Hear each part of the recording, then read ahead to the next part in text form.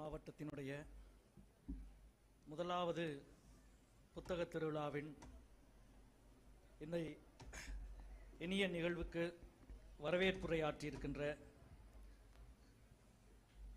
திரு ப. கிருஷ்ணமூர்த்தி அவர்களுக்கும், அறிமுக உரை நிகழ்த்தியிருக்கிற தமிழ்நாடு முற்போக்கு எழுத்தாளர் கலைஞர் சங்கத்தின் தலைவர் தோழர் தேனி வசந்தன் அவர்களுக்கும், தலைமையேற்றிருக்கிற மாவட்ட ஆட்சித்தலைவர் திரு ஜே. மேகநாத ரெட்டி அவர்களுக்கும், இங்கே தமிழின் மிக முக்கியமான நூல்களில் ஒன்றான தமிழ் சிறுகதையின் தடங்கள் என்ற இந்த நூலை எழுதியிருக்கிற எங்களது பெருமரியாதைக்குரிய எழுத்தாளர், எங்களது அன்பு தலைவர் தோழர் சா. தமிழ்ச்செல்வன் அவர்களுக்கும், புத்தகத்தை பெற்றுக்கொண்ட வழக்கறிஞர் எழுத்தாளர் திரு பே. ரவீந்திரன் அவர்களுக்கும், இந்நிகழ்வில் சிறப்பானதொரு பட்டிமன்றத்தை நிகழ்த்த இருக்கின்ற தமிழ்நாடு பாடநூல் கழகத்தினுடைய தலைவரும் பேரன்பிற்கும் உரிய கலைமாமணி திண்டுக்கல் ஐ. லியோனி அவர்களுக்கும், நன்றியுரையாற்ற இருக்கின்ற திரு ஸ்டாலின் பாபு அவர்களுக்கும்,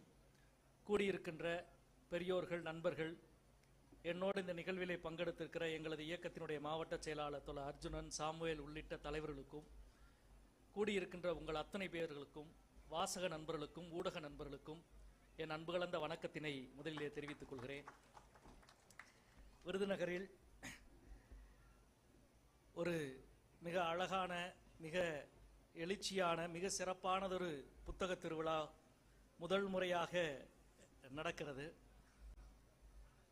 தமிழ்ச்செல்வன், எழுத்தாளர் தமிழ்ச்செல்வன் விருதுநகர் மாவட்டக்காரர். எனவே வேறு எங்கேயும் இல்லாத அளவுக்கு விருதுநகரின் புத்தக திருவிழா ஏற்பாடு செய்யப்பட்டிருக்கிறது என்று மகிழ்ச்சியோடு சொன்னார். அந்த மகிழ்ச்சியை நான் குறைத்து மதிப்பிடவில்லை. உண்மையிலே ரொம்ப சிறப்பாக இருக்கு. புத்தக திருவிழாலே சிறப்பு தான்.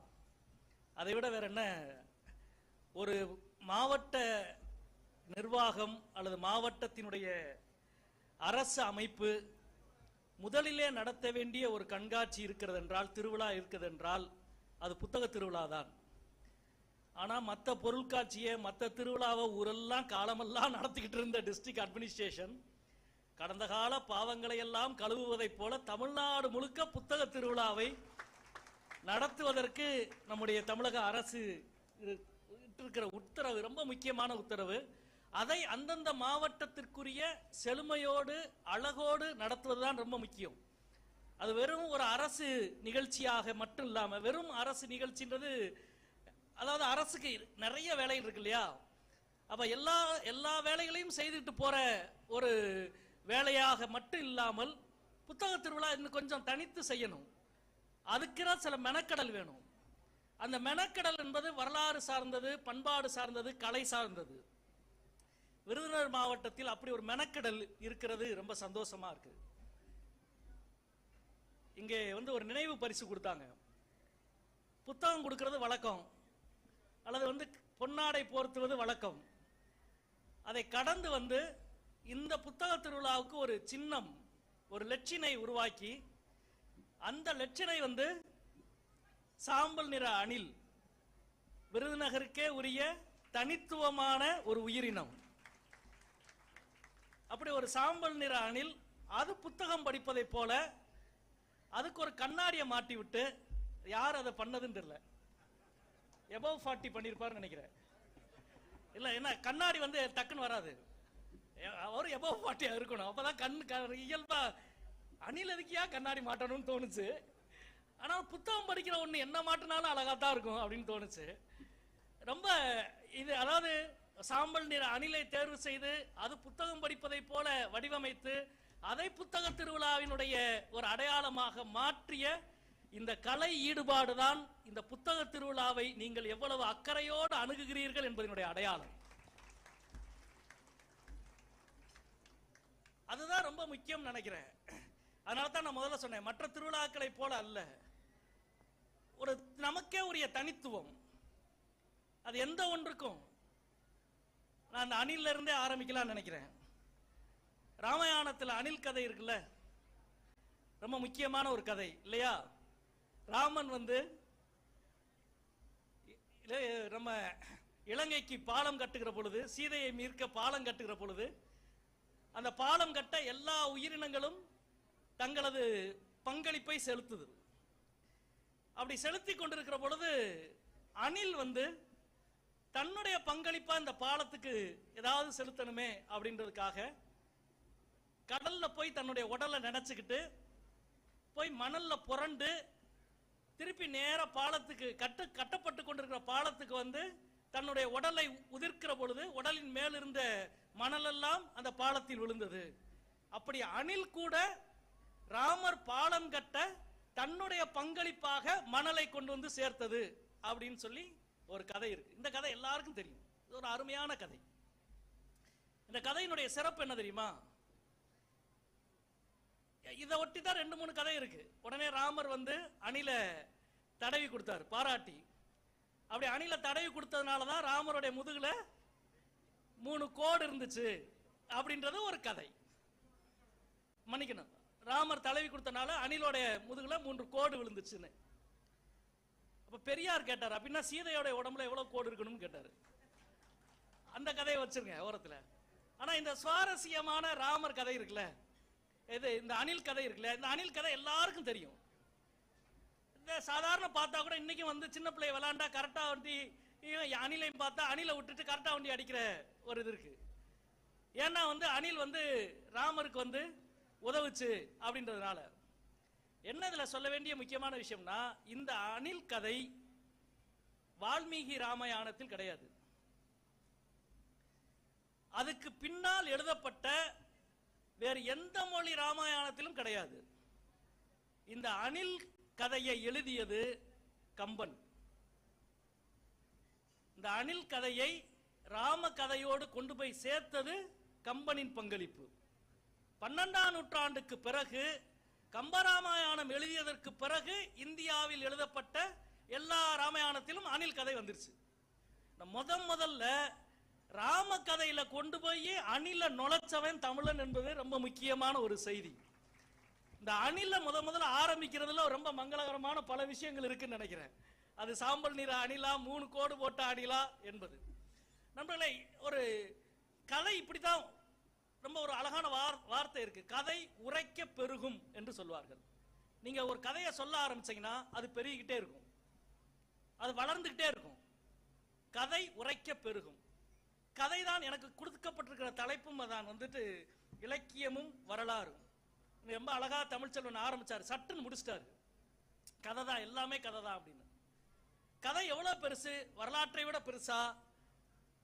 ஏன்னா நீங்க வந்து ஒண்ணும் இல்லை, இன்னைக்கு நம்ம கிராமத்துல ஒரு கதை ரொம்ப எல்லா இடங்கள்ல இருக்கிற ஒரு கதை இருக்கு.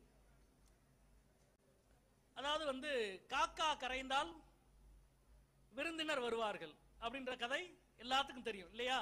கிராமத்துல இன்னைக்கும் தோட்டத்து வீட்டில் இருக்கவங்க யாரா இருந்தாலும் காக்கா கரைஞ்சா விருந்தினர் வருவாங்கப்பா அப்படின்னு சொல்லுவாங்க. இது தமிழ்நாடு முழுக்க புழக்கத்தில் இருக்கிற கதை. படித்த பெரியவர்கள், படிக்காத பெரியவர்கள், படிக்காத தாய்மார்கள், பாட்டி, 80 வயசு பாட்டி கூட எப்பா காக்கா கரையுதுப்பா, யாரோ விருந்தாளி வரப்போறான் அப்படின்னு சொல்லும். தமிழ்நாடு பூரா இந்த கதை இருக்கு. சரி, இந்த கதை வந்து எந்த பாட புத்தகத்திலையும் கிடையாது. இப்ப நான் சொன்ன ராம கதையிலயோ பாரத கதையிலயோ கிடையாது. எந்த இதிகாசத்திலையும் இந்த கதை கிடையாது. 2 இதிகாசத்திலும் இந்த கதை கிடையாது. பேர் இலக்கியத்தில் இந்த கதைகள் கிடையாது. ஆனா தமிழ்நாடு முழுக்க இந்த கதை இருக்கு. காக்கா கரைந்தால் விருந்தினர் வருவார்கள். ஆனா உண்மையில என்ன? உண்மையிலே நீங்க ஒரு தனியா ஒரு தோட்டத்து வீட்டில் இருக்கிறீங்கன்னு வைங்க, புதுசா ஒரு விருந்தாளி வந்தா முதல்ல காக்காயா கரையும்? முதல்ல எது சத்தம் போடும்? நாய் தானே சத்தம் போடும். அப்ப நாய் குறைத்தால் விருந்தினர் வருவார்கள் அப்படின்னு தானே எழுதியிருக்கணும். ஏன் நாயை விட்டுட்டு காக்காய் கரைந்தால் விருந்தினர் வருவார்கள் எழுதுறான்? இப்ப புதுசா ஒரு ஆள் வந்தா முதல்ல நாய் குறைக்கும், அல்லது அந்த வீட்டில் இருக்கிற பசுமாடு மாடு படுத்திருந்தா கூட புது ஆள் வந்தா எந்திரிச்சு இங்கிட்டு அங்கிட்டு அலை மோதும். அப்படி அலை மோதுச்சுன்னா அது நாட்டு மாடு, அது பாட்டுக்கு படுத்திருந்துச்சுன்னா அது கலப்பின மாடுன்னு அர்த்தம். நீங்க ரொம்ப எளிமையா கண்டுபிடிக்கலாம்.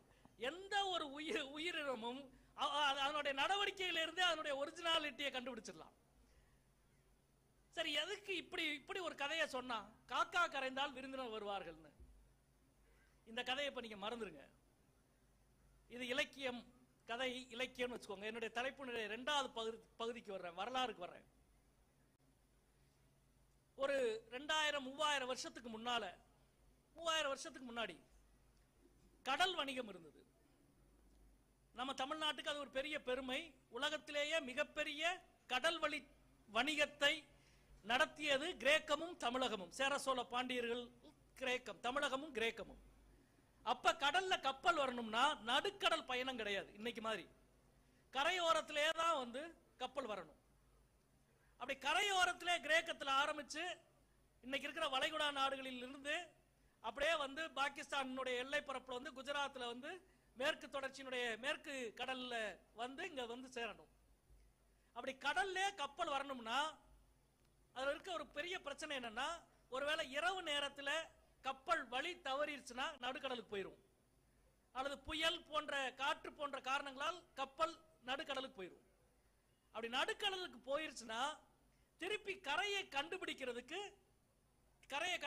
தெரியாது அவனுக்கு, மாலுமிக்கு. ஏன்னா 4 பக்கமும் கடலா இருக்கும், நீரா இருக்கும். அப்ப திரும்பி கரையை கண்டுபிடிக்கிறதுக்கு என்னடா வழி அப்படின்னு பார்த்தா அதுக்கு ஒரு வழி வச்சிருந்தான். என்னன்னா, அந்த மாலுமி கப்பலுக்குள்ள காகங்களை வச்சிருந்தான். அதுல ஒரு காகத்தை இப்படி எடுத்து பறக்க விட்டா அந்த பறவை கரை எந்த பக்கம் இருக்கோ அதை நோக்கி பறக்கும்.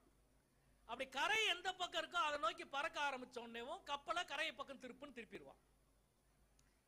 இந்த பழக்கம், அதாவது கரையை மாலுமிகள் கண்டுபிடிப்பதற்காக இந்த பறவையை பயன்படுத்திய பழக்கம் எத்தனாயிரம் வருஷமா இருந்துச்சு அப்படின்னா 4000 வருஷமா இருந்துச்சு. ஏன் 4000 வருஷமா இருந்துச்சுன்னு சொல்றேன்னா, மெசபடோமியா நாகரிகம்னு ஒரு நாகரிகம், உலகத்தின் மிக பழமையான நாகரிகம். சிந்துவெளி நாகரிகம்னு ஒரு நாகரிகம், உலகத்தின் பழமையான நாகரிகம். இந்த 2 பழமையான நாகரிகங்கள். இந்த 2 நாகரிகமும் இல்ல, 2 நாகரிகமும் அழிஞ்சு போச்சு. இந்த நாகரிகத்தில் சிந்துவெளி மக்கள் என்ன பயன்படுத்தினா, என்ன மொழி பேசினா, அந்த எழுத்தை எப்படி படிப்பது, அவ என்ன கடவுள் கும்பிட்டா எதுவும் தெரியாது. ஆனால் ரொம்ப ஆச்சரியமான விஷயம், இப்ப கூட சில பழக்கங்கள் மாறவே மாறாது. அது ஒரு பக்கம் இருக்கட்டும். இந்த 2 நாகரிகமும் அழிந்து 3000 வருஷம் ஆயிடுச்சு. இப்ப மெசபடோமியால ஒரு அகழாய்வு நடக்குது. இங்க நம்முடைய வரவேற்புரையில் ஆற்றிய தேனி வசந்தன் வெம்பக்கோட்டை அகழாய்வை சொன்னார். தமிழ்நாடு முழுக்க இப்ப 10க்கும் மேற்பட்ட இடங்கள்ல அகழாய்வு நடக்குது. அந்த அகழாய்வு ஏன் நடக்குது அப்படின்னா, அகழாய்வுனா என்ன? ஒரு குழியை தோன்றது. அந்த அகழாய்வு ஏன் நடக்குதுன்னா, நம்முடைய வரலாற்றுக்கு சில ஆள் குழி தோண்ட நினைக்கிறான், சரியா? அதுக்கு பதிலா பெரிய குழியை நாம தோண்ட வேண்டியது இருக்கு. நம்முடைய வரலாற்றை மறைக்க குழி தோண்டுபவர்களுக்கு எதிராக நம்முடைய வரலாற்றை கண்டறிய தோண்டப்படும் குழிகள் தான் அகழாய்வு குழிகள். ஒரு அகழாய்வு குழியை எட்டி பார்க்கிற பொழுது 2500 ஆண்டு தமிழ் சமூகத்தின் வரலாற்றை நீங்கள் எட்டி பார்க்கிறீர்கள் என்ற அர்த்தம். எனவே தான் அகழாய்வு இன்றைக்கு இந்திய அரசியலில் மிகப்பெரிய பரபரப்பான ஒரு அரசியல் செயல்பாடாக மாறி இருக்கு. நான் அதற்கு பின்னால் வர்றேன். மெசபடோமியால ஒரு அகழாய்வு பண்ணாங்க. அந்த அகழாய்வுல ஒரு முத்திரை கண்டுபிடிச்சாங்க. முத்திரைனா ஒரு சீல். அது என்ன முத்திரைனா, அதாவது சிந்துவெளி நாகரிகத்திற்கும் மெசபடோமியா நாகரிகத்துக்கும் கடல் வணிகம் நடந்திருக்கு. அப்படி கடல் வணிகம் நடந்த பொழுது அந்த முத்திரை அங்கே இருந்திருக்கு, அதை கண்டுபிடிச்சிருக்காங்க. அந்த முத்திரை என்னன்னா, ஒரு கப்பலுடைய முனையில ஒரு மாலுமி ஒருத்தர் நிக்கிறான், இப்படி கையை உயர்த்துற மாதிரி. அவன் கையில இருந்து ஒரு பறவை பறந்து போகுது. இதுதான் அந்த முத்திரை. இதை கண்டுபிடித்த ஐரோப்பிய அகழாய்வு அறிஞர்கள் என்ன சொல்றாங்கன்னா, இந்த முத்திரை மெசபடோமியாக்கும் சிந்துவெளி நாகரிகத்துக்கும் இடையில நடந்த வணிக போக்குவரத்தின் பொழுது பயன்படுத்தப்பட்ட ஒரு முத்திரை. சரி, இந்த முத்திரையை யார் பயன்படுத்தினா, மெசபடோமியர்களா அல்லது சிந்துவெளியை சார்ந்தவர்களா என்றால், இந்த முத்திரையை சிந்துவெளியை சார்ந்தவர்களால் பயன்படுத்தினார்கள் என்று அவங்க முடிவுக்கு வர்றாங்க. எப்படி அந்த முடிவுக்கு வர்றாங்கன்னா, மெசபடோமியா பகுதியில் காகங்கள் கிடையாது, காக்கா இருக்கிறது இந்திய நிலப்பரப்புல தான் காகங்கள் இருக்கு. எனவே சிந்துவெளியை சார்ந்தவர்கள் தான் இந்த முத்திரையை பயன்படுத்தி இருக்கிறார்கள் என்று அவர்கள் முடிவுக்கு வராங்க. அதாவது 4000 வருஷத்துக்கு முன்னால காகங்களை பயன்படுத்தி கரையை கண்டுபிடிப்பதற்கு மாலுமிகள் பயன்படுத்தி இருக்கிறார்கள் என்பதற்கான முத்திரை இந்த முத்திரை. இது 4000 வருஷம் ஆச்சு. இதுக்கு பிறகு ஒரு 2000 வருஷத்துக்கு பிறகு கௌதம புத்தர்னு ஒரு மனிதர் இந்தியாவில் தோன்றுகிறார். அந்த கௌதம புத்தர் தன்னுடைய சீடர்கள்ட்ட பேசிக்கிறப்ப சொல்றாரு, என்ன சொல்றாருன்னா, என்னுடைய கருத்துக்கள் கரையை தவறவிட்ட மாலுமிகளுக்கு கரையை கண்டறிய பயன்படும் காகங்களை போல என்னுடைய கருத்துக்கள் இருக்க வேண்டும் என்று கௌதம புத்தர் சொல்கிறார். அதாவது முன்பு ஒரு காலத்தில் மாலுமிகளிடம் ஒரு பழக்கம் இருந்தது. கரையை தவறவிட்டால் அந்த கரையை கண்டுபிடிக்க காகங்களை பயன்படுத்துவார்கள். அப்படி கரையை கண்டறியும் காகங்களை போல என்னுடைய கருத்துக்கள் இருக்க வேண்டும் என்று புத்தர் சொல்கிறார். புத்தர் இப்படி சொல்லிட்டே இருக்கிறப்ப தமிழ்நாட்டுடைய கடற்கரை ஓரத்துல ஒரு பெண் நடந்து வர்றா. அப்படி நடந்து வர்ற பொழுது ஒரு மாலை நேரம் நடந்து வர்ற பொழுது இப்படி திரும்பி பார்த்துட்டே இருக்கிறா. நடு கடலுக்குள்ள இருந்து ஒரு காக்கா வருது. அது கரைந்துகிட்டே வருது, கத்திக்கிட்டே வருது. காக்கா கரைந்துகிட்டே வர்ற பொழுது அவளுக்கு தெரியும் காக்கா வருதுன்னா என்ன அர்த்தம், அடுத்து கப்பல் வரப்போகுதுன்னு அர்த்தம். கப்பல்ல யார் வரப்போறா, விருந்தாளி வரப்போறான்னு அர்த்தம். அதாவது வேறு நாட்டுக்காரன் வரப்போறான்னு அர்த்தம். விருந்தாளினா நம்ம அண்ணன் தம்பி மாமன் மச்சான் ரத்த உறவல்ல, புதிய பண்பாட்டின் விருந்தாளிகள் வரப்போகிறான்னு அர்த்தம். எனவே காகம் கரைந்தால் விருந்தினர் வருவார்கள் அப்படின்னா ஒரு கவிதை எழுதினான் அந்த பெண். அந்த கவிதை எழுதின பெண்ணுடைய பேர் அந்த கவிதையில கிடைக்கல. ஏன்னா அதுக்கு ஒரு 1000 வருஷத்துக்கு பிறகு அந்த கவிதையை தொகுத்தாங்க. தொகுக்கிற பொழுது அந்த கவிதை எழுதின பெண் பேர் கிடைக்காதனால காகம் கரைந்தால் விருந்தினர் வருவார்கள் அந்த கவிதையில எழுதியிருந்தனால இந்த பெண்ணுக்கு காக்கை பாடினியார் அப்படின்னு பேர் வச்சுட்டான். அப்ப இந்த காக்கா கரைந்தால் விருந்தினர் வருவார்கள் கதை இருக்குல்ல, இந்த கதை எத்தனை வருஷத்து பழைய கதை? அதாவது பைபிள் இயேசு கதை பிறந்து 2000 வருஷம் தான் ஆகுது. பல கதைகள் இன்னைக்கு நீங்க மதம் சார்ந்த எந்த கதை எடுத்தாலும் அந்த கதைகளுக்கு 3000 வருஷம் தான் வரலாறு வயது. உலகத்தின் மிக பழைய கதை, உலகத்தின் மிக பழைய கதை ஈசாப் கதை அல்ல, பைபிள் கதை அல்ல, பாரத கதை அல்ல, ராம கதை அல்ல, உலகத்தின் மிக மிக பழைய கதை. மெசபடோமியா சிந்து வழியில் ராம கதை கிடையாது, பாரதம் கிடையாது, ஈசாப் கதைகள் கிடையாது, அல்லது பைபிள் கிடையாது, தேவ கதைகள் கிடையாது. ஆனால் மெசபடோமியா சிந்துவெளி காகத்தில் காகம் கரைந்த கதை இருக்கிறது. 4000 வருடம் உலகத்தின் மிக பழைய கதையை ஒவ்வொரு தமிழ்நாட்டு வீட்டிலும் ஒரு பாட்டி உட்கார்ந்து சொல்லிக் கொண்டிருக்கிறாள். சொல் உலக வரலாற்றின் ஆதியில இருந்து கலையை இலக்கியத்தை தனது இரத்த அணுவாக கொண்ட சமூகமாக தமிழ் சமூகம் இருக்கிறது என்பதற்கு இதைவிட சிறந்த உதாரணம் ஏதாவது சொல்லுங்க பார்ப்போம். வெறும் கதை அல்ல, எல்லாரும் பாட்டியில் இருந்து தாத்தாக்கள் இருந்து எல்லாரும் சொல்லுகிற கதை உலகின் மிக பழைய கதை. இது கதை அல்ல, இது வரலாறு. இது வரலாறு. நீங்கள் கதைக்கும் வரலாற்றுக்கும் இடையிலே இருக்கிற என்னுடைய இந்த தலைப்பை ஒட்டிய ஒரு புத்தக கண்காட்சியை நடத்துவது வெறும் ஒரு நிகழ்வு அல்ல, இது வரலாற்றினுடைய வாசல். அந்த வரலாறு என்பது இந்த ஊரை பற்றி, இந்த எல்லாவற்றையும் பற்றி. இன்னைக்கு வரைக்கும் இலக்கியம் ஏன் தேவைப்படுகிறது, இன்னைக்கு வரைக்கும் புத்தகங்கள் ஏன் தேவைப்படுகிறது? வேற ஒண்ணும் இல்லைங்க. நாளைக்கு இந்த நிகழ்ச்சி இப்ப முடிஞ்சிருது. காலையில இவங்க எல்லாரும் இவ்வளவு பேர் கூடி இங்க இருந்து போனதன் ஒட்டி பல குப்பை கூலங்கள் எல்லாம் இருக்கும். இதையெல்லாம் அகற்றினால் ஒரு தொடப்பத்தை வச்சு காலையில் அகற்றிடலாம். எல்லா அழுக்குகளையும் அகற்றலாம், எல்லா இடத்தில் இருக்கிற குப்பைகளை அகற்றலாம். ஆனால் மனித மனதுக்குள் இருக்கிற அழுக்கை கழுவ மனிதன் கண்டுபிடித்திருக்கிற ஒரே கருவி புத்தகங்கள் மட்டும்தான். மனித மனதை கண்டுபிடிக்கிறதுக்கு வேற எது, உடம்பில் இருக்க எல்லா உறுப்புகளையும் கண்டுபிடிக்கிறதுக்கு ஸ்கேன் இருக்கு, நவீன கருவிகள் இருக்கு. ஆனால் மனதின் செயல்பாடை கண்டுபிடிக்க, அறிந்து கொள்ள, அதை ஆளுமை செலுத்த, அதை வசப்படுத்த ஒருவன் பயிற்சி எடுக்க வேண்டும் என்றால் அதற்கு இருக்கிற ஒரே டூல், ஒரே கருவி புத்தகம் மட்டும்தான். வேற வழியே கிடையாது. பாரதத்தில் ஒரு கதை இருக்கிறது, ஒரு அருமையான காட்சி, கதை கூட இல்ல, ஒரு காட்சி. மகாபாரதத்தில் மதன் கட்டிய மாளிகை இருக்குல்ல, மதன் மிக அழகான உலகத்தில் யாருமே கட்டாத ஒரு மாளிகை வந்து மதன் கட்டிருப்பான். அந்த மாளிகையை கட்டினோடனே வந்து பாண்டவர்கள் கௌரவர்கள் எல்லாருமே கூட்டு போய் அந்த மாளிகையினுடைய ஒவ்வொரு சிறப்பையும் சொல்லுவான். அந்த தூண் பார், எவ்வளவு அழகான தூண், இந்த திரைச்சீலை பார், இதனுடைய மேல் மாடத்தை பார், மாடத்தினுடைய வண்ணங்களை பார், ஓவியங்களை பார், ஒன்னொன்னா வர்ணிச்சுக்கிருப்பான். எல்லாமே அவ்வளவு அபூர்வமா இருக்கும். இப்படியே வர்ணிச்சுக்கிட்டே வர்றப்போ ஒரு இடத்துல ஒரு நிலை கண்ணாடி இருக்கும். அந்த கண்ணாடி திரை போட்டு மூடப்பட்டிருக்கும். எல்லாரும் வந்து மாமன் மச்சான் தானே, பாண்டவர்கள் கௌரவர்கள் எல்லாரும் இந்த 150 200 பேர் அந்த கண்ணாடிக்கு முன்னாடி வந்து நிற்பாங்க. அந்த மண்டபத்துக்கு முன்னாடி கண்ணாடி இருக்கு, மண்டபத்தில் இவங்க எல்லாம் வந்து நிற்பாங்க. இது என்னது அப்படின்னா ஒரு கண்ணாடி அப்படின்றப்ப இந்த கண்ணாடியை இந்த திரை போடப்பட்டிருக்கும். அந்த கண்ணாடிக்கு இந்த கண்ணாடியை திறக்கவா அப்படின்னு மதன் கேட்பான். மயன் கேட்பான். மயன் கேட்ட உடனே வந்து என்ன இவ்வளவு சொல்றா, அப்படி என்ன இருக்கு இந்த கண்ணாடியில அப்படின்னு கேட்பாங்க. அது வேற ஒண்ணும் இல்ல, இந்த கண்ணாடியோடைய சிறப்பு என்ன அப்படின்னா, இந்த கண்ணாடிக்கு முன்னால யார் வந்து நிக்கிறாங்களோ நிக்கிறவங்களுடைய முகம் கண்ணாடியில தெரியாது. அதுக்கு பதிலா நிற்பவர்களுடைய மனதின் ஆழத்தில் யார் இருக்கிறார்களோ அவர்களின் முகம் தெரியும் அப்படின்வான்.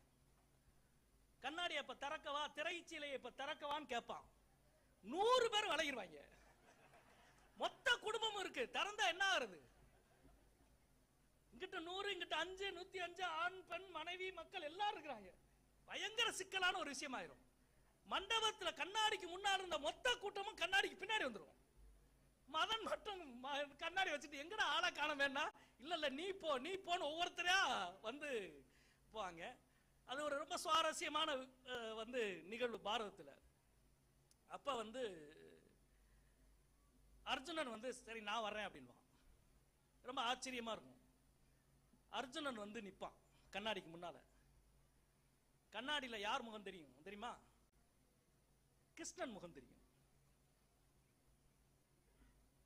இப்ப கிருஷ்ணனை நீ வான்வாங்க, அவன் தம்பி குடிச்சாங்க ஓடி போவான். இருக்கிற பிரச்சனை பார்த்தாதான் நீங்க வேற ஏண்டா பிரச்சனையை கூப்பிடுறீங்கன்னா, இல்ல நீ வா, இல்ல ஏற்கனவே 4 அபிஷியலா பாரத கதைப்படி, பாரதத்தில் உருவான கதைப்படி இன்னும் பல, ஏற்கனவே ருக்மணி வேற அங்க இருப்பாங்க, எல்லாருமே இருப்பாங்க, மனைவிகள் பூரா இருப்பாங்க. இப்ப மனைவிகள் பூரா ஒண்ணு சேர்ந்து எங்களுக்கு 4 தான் தெரியணும், நீ வா அப்படின்னு இருப்பாங்க. இது 4 தானா? இது செட்டில் பண்ண வேண்டிய முக்கியமான கதை. கிருஷ்ணன் வந்து வேண்டாம், நான் சொன்னா கேளுங்க வேண்டாம் அப்படின்னா எவ்வளவோ சொல்லுவாங்க. இப்ப எல்லாரும் சேர்ந்து மாமே மச்சான் எல்லாம் சேர்ந்து பாமா ருக்மணி எல்லாம் சேர்ந்து இழுத்துட்டு வந்து நிறுத்துவாங்க. இப்ப இவங்க எல்லாத்தையும் விட பெரிய பிரச்சனை இவங்களுக்கு தான், அவங்க 4 பேருக்கு தான். எங்களுக்கு இது தெரியணும் இன்னைக்கு, இது என்ன அப்படின்னு சொல்லிட்டு கிருஷ்ணனை கொண்டு வந்து நிறுத்துவாங்க. நிறுத்திட்டு இது ரொம்ப பயங்கரமான ஒரு காட்சி. எல்லாரும் கண்ணாடியை பார்ப்பாங்க. கண்ணாடியில சகுனியின் முகம் தெரியும். 2 தாய்மாமன்களின் தீர்க்கப்படாத வஞ்சகம் தான் நேற்றைய வரலாறு, இன்றைய வரலாறு, நம்மின் வரலாறு. அந்த கண்ணாடி வேற ஒண்ணும் இல்லைங்க, அதுதாங்க இலக்கியம், அதுதான் புத்தகம். நீங்கள் யார், உங்கள் மனதில் என்ன இருக்கிறது, என்ன அழுக்கு இருக்கிறது, என்ன வன்மம் இருக்கிறது, என்ன காதல் இருக்கிறது, என்ன காமம் இருக்கிறது, என்ன பகை இருக்கிறது என்பதை நாம் கண்டுபிடிக்க உலகத்தில் இருக்கிற ஒரே கண்ணாடி புத்தகங்கள், இலக்கியங்கள் மட்டும்தான். எனவே தான் அதை விதவிதமா செய்து பார்ப்பது, செய்து காட்டுவது. நான் பாரதத்தின் கதை இன்னும் வந்து விருதுநகர்ல ஒரு புத்தக திருவிழாவில் இந்த மண்ணினுடைய இலக்கியவாதிகளை, படைப்பாளிகளை எல்லாம் பற்றி பேச வேண்டும். அதுதான் மிக முக்கியமானது. எல்லாரும் பேசுவார்கள். இங்கே மிகப்பெரிய தமிழ் சமூகத்திற்கு, தமிழ் சிறுகதைக்கான பங்களிப்பு செலுத்திய, மகத்தான பங்களிப்பு செலுத்திய தமிழ்ச்செல்வன் இருக்கிறார். அவருடைய சகோதரர் கோணங்கியை துவங்கி மாதவராஜ் இங்கே உட்கார்ந்து இருக்கிறார், லட்சுமண பெருமாள், பல இலக்கியவாதிகள், எவ்வளவு பெரிய பெரிய ஜெயின், எவ்வளவு பெரிய ஆளுமைகள் எல்லாம் இருக்கிற ஒரு மண். ஆனா வில்லிபுத்தராரை பற்றி சொல்ல வேண்டும்.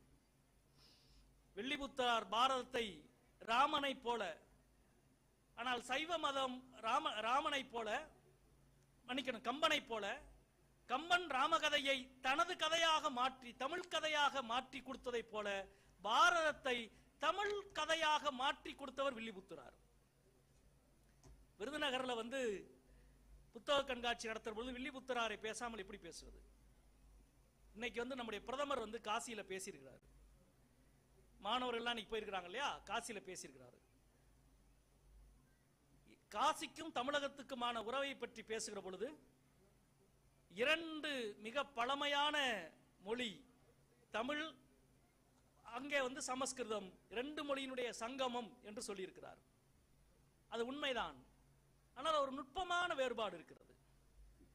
அந்த வேறுபாடு நான் வேற எதை பற்றியும் சொல்லாமல் எளிதாக சொல்ல போனால், ஏன்னா இந்த சமஸ்கிருதமா தமிழா என்ற விவாதம் நடந்துகிட்டே இருக்கும் இல்லையா? ஒரு உண்மை சுடர்விட்டு எரியும், உண்மையை அதிகாரம் மறைக்க தொடர்ந்து முயற்சி செய்து கொண்டே இருக்கும். இது வரலாறு முழுக்க நடப்பது. நாடாளுமன்றத்திலே ஒருவர் எந்திரிச்சு கேட்டார், அதான் என்னுடைய தேனி வசந்தன் கூட சொன்னார், வந்து உலகத்தின் மிக பழமையான மொழி சமஸ்கிருதமா தமிழா என்று ஒரு பெரிய விவாதம் நடந்தது. அதெல்லாம் நீங்கள் பார்த்திருப்பீர்கள். வில்லிபுத்தரார் வந்து என்ன பண்ணார்னா, வில்லிபுத்தரார் பாரதத்துக்கும் வியாசரின் பாரதத்துக்கும் இருக்கிற முக்கியமான வித்தியாசம் சமஸ்கிருதத்துக்கும் தமிழுக்குமான ஒரு மிக முக்கியமான வேறுபாடாக கூட நம்ம அதை கருதலாம். வில்லிபுத்தராரின் பாரதம் குருச்சேத்திர வெற்றியோடு நின்றுவிடும். வில்லிபுத்தரார் குருச்சேத்திரத்தினுடைய வெற்றியோடு பாரதத்தை நிறுத்தி விடுவார். அதுக்கு பிறகு அவங்க அரசாட்சி நடத்தி வயோதிகமாகி மரணம் எய்தி சொர்க்கத்துக்கு போறதுக்கான ஏற்பாடெல்லாம் செய்து சொர்க்கத்தை நோக்கி அவர்கள் எப்படி போய் சேர்ந்தார்கள் என்ற கதை சமஸ்கிருத இலக்கியமும் அது கட்டமைத்த தத்துவமும் உருவாக்கிய கதை, பாரதத்தின் கதை, தமிழகத்தின் கதை, வாழ்வியலின் கதை. பொய்மைகளை நம்பி வேறு விஷயங்களுக்குள் போய் மாட்டிக்கொள்ளாமல் வாழ்வின் நிதர்சனத்தோடு வந்து நிற்கிற ஒரு இடமாக பாரதத்தின் இடம் இருக்கும். இது கல்வியினுடைய மிக முக்கியமான இடம். நான் குரண்டியை பற்றி இந்த நேரத்திலே மிக முக்கியமான ரெண்டு ஆளுமைகள், ஒரு பக்கம் அது மிகப்பெரிய இலக்கியவாதிகளான படைப்பு இலக்கியவாதியாக அல்லது தமிழ் இலக்கியத்துக்கு பங்களிப்பு செலுத்திய சிவனடியாரோ அல்லது பன்முக புலவர் ஜெகநாத ராஜா போன்ற பலர் விருதுநகர் மாவட்டத்திலே இருந்து வந்தாலும், நான் நிறைவாக ஒரு விஷயத்தை சொல்லி இங்கே முடிக்க வேண்டும் என்று நினைக்கிறேன். அருப்புக்கோட்டைக்கு பக்கத்திலே இருக்கிற குரண்டி என்ற ஒரு ஊர் உங்க எல்லாருக்கும் தெரிந்திருக்கும் நினைக்கிறேன். ஒரு சின்ன ஊர். 1000-2000 வருட தமிழக வரலாற்றின் மிகப்பெரிய அறிவு பல்கலைக்கழகம் இருந்த ஊர் குரண்டி. வட இந்தியாவில் பௌத்தத்துக்கு ஒரு நாலந்தா பல்கலைக்கழகம் எப்படி இருந்ததோ அதே போல தமிழ் சமணத்தினுடைய அறிவு பீடமாக தலைமையிடமாக இருந்த ஊர் குரண்டி. நீங்க வந்து சமணம் தான் நமக்கு எல்லாமே கொடுத்தது. தமிழ் இலக்கியத்தின் தீராத இலக்கியத்தை இலக்கணத்தை கொடுத்தது சமணம். திருக்குறளை கொடுத்தது சமணம் இல்லையா? இன்னைக்கு ஏதோ கரை வரலாம், கடவுள் வாழ்த்துன்னு அந்த அதிகாரத்துக்கு பெயர் வைக்கலாம். 10 குறள்லையும் கடவுள்ன்ற சொல்லே கிடையாது. ஆனால் தலைப்பு மட்டும் கடவுள் வாழ்த்து. அது முழுக்க அருகநாதனை பற்றி, பகவானை பற்றியான கதை. முழுக்க அருக கடவுளை பற்றி, சமண மதத்தை பற்றிய, சமண மத தத்துவங்களை பற்றிய கதை. அது திருக்குறளா, நன்னூலா, அல்லது வந்து சிறுவஞ்ச மூலமா, எல்லாவற்றையும் மகத்தான அற இலக்கியத்தை கொடுத்தது சமணம். தமிழ் இலக்கியத்திற்கு, தமிழ் மொழிக்கு அவ்வளவு நூல்களை, இலக்கண நூல்களை கொடுத்தது சமணம். இவ்வளவு கொடையை கொடுத்த சமணத்தினுடைய மிகப்பெரிய பள்ளிக்கூடம், பல்கலைக்கழகம் இன்னைக்கு நம்ம சொல்றோம்ல, அந்த பல்கலைக்கழகம் இருந்த ஊர் உங்களது மாவட்டத்திலே இருக்கிற குரண்டி. எதை வச்சு இதை சொல்றீங்க அப்படின்னா, 2000 ஆண்டு தென் மாவட்டத்தில் இன்னைக்கு வந்து நான் நாடாளுமன்றத்தில் என்னுடைய உரையை துவக்குகிற பொழுதே நாங்க சொன்னேன், இந்தியாவில் எழுத்துக்களினுடைய தாய் நிலம் எங்கள் நிலமாகிய மதுரை என்பதையும் தமிழகமும் மதுரையும் என்பதையும் நாம சொன்னோம். ஏன்னா இன்னைக்கும் 2000 வருடத்துக்கு முன்பு எழுப்பப்பட்ட பல கல்வெட்டுகள் இங்க இருக்கு. மதுரையை சுற்றி இருக்கு. இந்த பக்கம் வந்து கழுகுமலையில் இருக்கு, அல்லது வந்து அந்த பக்கம் வந்து நம்முடைய தேனி மாவட்டத்தில் இருக்கு. இந்த தென் மாவட்டங்கள்ல 2000 வருடங்களுக்கு முன்பு எழுதப்பட்டிருக்கிற அவ்வளவு கல்வெட்டுகள் இருக்கு. 30, 40, 50 கல்வெட்டு இருக்கு. இந்த கல்வெட்டுகளில் எல்லாம் ஒரே ஒரு ஊர் பேர் வந்துகிட்டே இருக்கு. அது கீழக்கோயில்கடி கல்வெட்டா, நாகமலப்புக்கோட்டை கல்வெட்டா, கோயில்பட்டி பக்கத்தில் இருக்கிற கழுகுமலை கல்வெட்டா, அல்லது வந்து தேனி மாவட்டம் திண்டுக்கல்லில் இருக்கிற கல்வெட்டா, எல்லா கல்வெட்டிலும் இந்த குரண்டி என்ற இந்த ஊரை சொல்லி, இந்த ஊரில் இருந்த ஆசானின் மாணவன், இந்த ஊரில் இருந்த இந்த வாசிரியனின் மாணவன் என்று ஒரு 300, 400, 500 ஆண்டுகள் ஆழமாக இந்த குரண்டி என்று மீண்டும் மீண்டும் மீண்டும் எல்லா ஊர் கல்வெட்டிலே வருது. சமணம் பள்ளி, பள்ளி என்ற இன்னைக்கு இந்த பள்ளின்ற வார்த்தையை அவர்கள் கொடுத்ததான் இல்லையா? பள்ளிக்கூடம் என்ற இந்த சொல்லே சமணத்திலே இருந்து வந்ததுதான். இவருக்கு இவ்வளவு இடங்கள்ல பள்ளிக்கூடம் இருந்திருக்குன்னா, இவ்வளவு பள்ளிக்கூடத்துக்கும் கற்றுக் கொடுத்த பேராசிரியர்கள், மிகப்பெரிய அறிஞர்கள் இருந்த ஒரு ஊர் குரண்டி. அந்த ஊர் சுத்தமா இல்லை. ஏன் இல்லைன்னா உங்களுக்கு தமிழ்நாட்டின் வரலாறு தெரியும். சைவ வைணவ மோதலில் 8000 சமணர்கள் கழுவேற்றப்பட்டார்கள். சமண அறிவு தளங்கள் எல்லாம் அழிக்கப்பட்டது. அப்படி அழிக்கப்பட்ட பொழுது சின்ன சின்ன பள்ளிக்கூடங்கள் எல்லாம் மிச்சம் இருந்தது. எது மிகப்பெரிய பல்கலைக்கழகமாக இருந்ததோ அந்த இடம் சுவடு தெரியாமல் அழிக்கப்பட்டது. அப்படி சுவடு தெரியாமல் அறிவின் அழிவை சந்தித்த மிக முக்கியமான ஒரு நகரம், ஒரு பகுதி விருதுநகர் பகுதி. 2000 ஆண்டு சமண அறிவினுடைய வீடமாக, தலைமையிடமாக இருந்த ஒரு குரண்டியை நான் ஏன் இங்கே சொல்லுகிறேன் என்றால், கட்டடங்கள் அழியலாம், கட்டிடங்கள் அழியலாம், கட்டுமானங்கள் அழியலாம், ஆனால் அவற்றின் மீது உருவாக்கப்பட்ட, அவற்றின் வழியே உருவாக்கப்பட்ட அறிவு சிந்தனைகள் ஒருபோதும் அழியாது. ஏனென்றால் மனிதனால் மிக என்றும் அழிக்க முடியாத விஷயம், என்றும் அழிக்க முடியாத விஷயம். நான் இதை சொல்லி முடிக்கிறேன். மிகப்பெரிய கண்டுபிடிப்பு, மனிதனின் ஆதியிலே கண்டுபிடித்த மிகப்பெரிய கண்டுபிடிப்பு தான் இன்றைக்கு வரை இருக்கிற புதுமையான கண்டுபிடிப்பாக இருக்கிறது. மனுஷன் எல்லாத்தையும் தன்னுடைய இயற்கையே எல்லாவற்றையும் தன்னுடைய மரபுக்கு தானாக கொடுக்கிறது. நமக்கு பிறக்கிற குழந்தைக்கு என்னுடைய உடல் அமைப்பு, என் மனைவியினுடைய முகம், எனது தாத்தாவினுடைய மூக்கு, எனது பாட்டியினுடைய ஒரு கண்ணில் இருக்கிற லேசான வளைவு, இது எல்லாமே குழந்தைக்கு வருது இல்லையா? 2 உயிரினம் சேருகிற பொழுது, ஒரு ஆணும் பெண்ணும் சேருகிற பொழுது உருவாகிற புது உயிருக்கு நம்முடைய மரபு வழிபட்ட எல்லாவற்றையும் இயற்கை கடத்தி வருகிறது.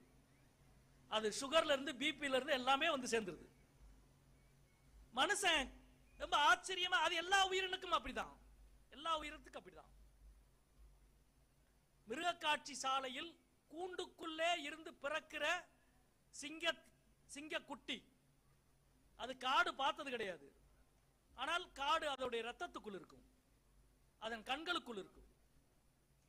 அதே போல எந்த ஒரு குரங்கு குட்டிக்கும் யாரும் தூக்கி விடுவதில்லை தூளியை பிடித்து தொங்குவதற்கு, விழுதுகளை பிடித்து தொங்குவதற்கு. இயற்கை எல்லா உயிரினத்திற்கும் தன் உயிர் ஆற்றலை கடத்துகிறது என்பது எல்லாருக்கும் தெரியும். ஆனா மனுஷன் மட்டும்தான் கண்டுபிடிச்சான். எல்லாவற்றையுமே கடத்துகிற இயற்கை ஒரே ஒன்றை மட்டும் கடத்த மறுக்கிறது என்பதை மனிதன் கண்டுபிடித்தான். மனித கண்டுபிடிப்பிலேயே மகத்தான கண்டுபிடிப்பு அதுதான். என்னுடைய உடலை, என்னுடைய எல்லாவற்றையும் கடத்துகிற இயற்கை இந்த வாழ்வில் எனது அனுபவத்தில் நான் பெற்ற அறிவை அடுத்த தலைமுறைக்கு இயற்கை கடத்த மறுக்கிறது. இதை கண்டுபிடிச்சா மனுஷன். மனிதனுடைய மகத்தான கண்டுபிடிப்பு இதுதான். இயற்கை கடத்த மறுக்கிற இந்த விஷயத்தை அடுத்த தலைமுறைக்கு நான் கடத்த வேண்டும் என்ற அவனது முயற்சித்தான் உலகத்தையே இன்றைக்கு வரை புரட்டி போட்டுக் கொண்டிருக்கிற இயற்கை கடத்த மறுக்கிற விஷயத்தில் மனிதன் வெல்ல வேண்டும் என்ற ஆசையில், வேட்கையில் அவனது மகத்தான கண்டுபிடிப்பு தான் புத்தகங்கள். இயற்கை எல்லாவற்றையும் கடத்துகிறது, அறிவை கடத்த மறுக்கிறது. இயற்கை கடத்த மறுப்பதை கடத்துகிற மகத்தான ஆற்றலை கண்டுபிடித்ததன் வழியாகத்தான் மனிதன் பரிமாணம் அடைந்தான். 2000 வருடங்களுக்கு முன்பு ஒரு பெரும் அறிஞனால் உருவாக்கப்பட்ட திருக்குறள் 2000 ஆண்டுகளாக கடத்தப்பட்டு கொண்டே வருகிறது என்றால், நீ எதையும் அழியலாம், எதுவும் அழியும், அறிவு சொத்துக்கள் ஒருபோதும் அழியாது. மக்களை வழிநடத்தி கொண்டே இருக்கிற அறிவு சொத்துக்கள், புத்தகங்கள், இலக்கியங்கள் ஒருபோதும் அழியாது. புத்தக கண்காட்சி இன்னொரு கண்காட்சி அல்ல, அது அறிவின் வாசல். நன்றி, வணக்கம்.